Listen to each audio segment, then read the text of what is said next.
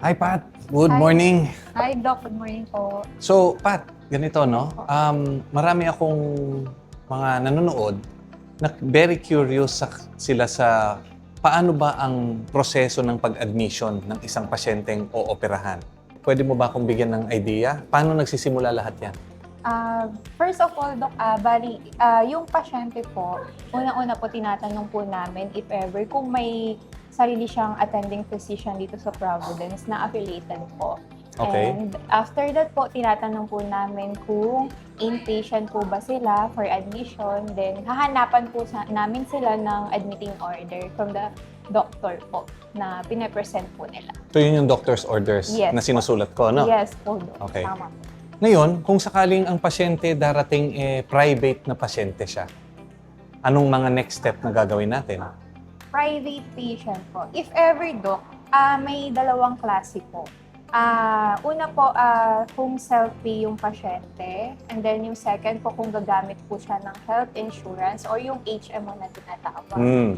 So, yun po. That's the time po, Doc, na if ever, yung self-pay po na yun, ipaprocess natin siya, kakausapin siya ng credits and collection regarding sa mga estimation cost ng procedure. Then after that po, doon po namin ipaprocess yung admission niya, bibigyan po namin siya ng room. So kung pribado siyang patient or private patient, itong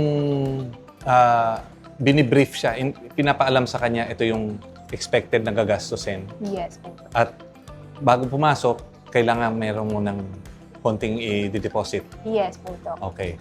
So, kung kunyari naman ang pasyente may health card, Yun po. marami tayong ganung mga viewers ngayon Opo, may No? HMO, Doc, no? Yun po, tatanungin po namin yung pasyente kung may gagamiting health card.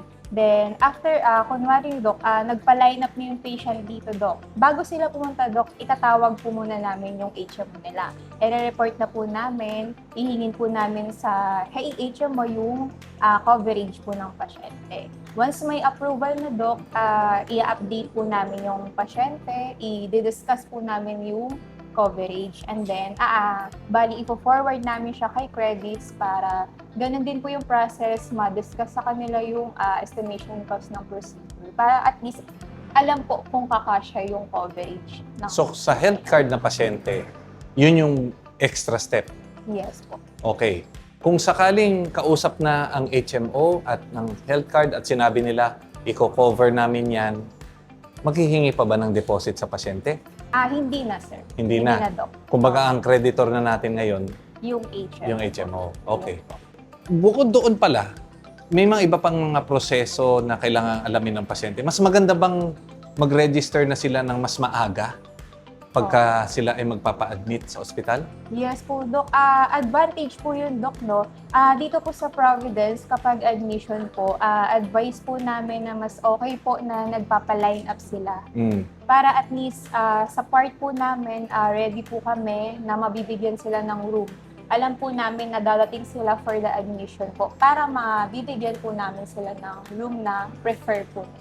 Okay, may preferred room. So may mga Opo. iba-ibang rooms, no? Yes po. So kung kunyari ako pasyente, sa inyo ako makikipag-usap para Yes. sa kwarto. Yes po. Iba-iba ba ang rates ng rooms natin? Yes, Doc, iba-iba po. May private room po tayo, may shared room. Yun po ay, bali, iba't iba po siya ng rate. Okay. Yan po, dinediscuss po namin sa pasyente, lalo na po yung amenities ng room. Yun po. Okay. So yun, nakita nyo na yung proseso. Hindi naman ganun kahirap Yes. pagdating sa admission. Pero, bukod doon pala, isang mahalagang step pala natin, yung ating PhilHealth. Yes po, Okay? tama, Doc. Sa PhilHealth ba, kayo ba nagpo-proseso nun? Bali, Doc, hindi kami yung pinaka nagpa-proseso nun. Tinatanong po namin kung gagamit ng PhilHealth yung pasyente. Oo. Kapag gagamit po siya, Doc, after ng admission, ng encoding sa system, papadaanin po namin yung pasyente sa PhilHealth para po ma-file po nila. Okay. Di, sila na pala ang next kong kakausapin, ano? Yes po, Doc. Okay, sige. Thank you very much, Pat, ha? You're Okay. welcome po, Doc.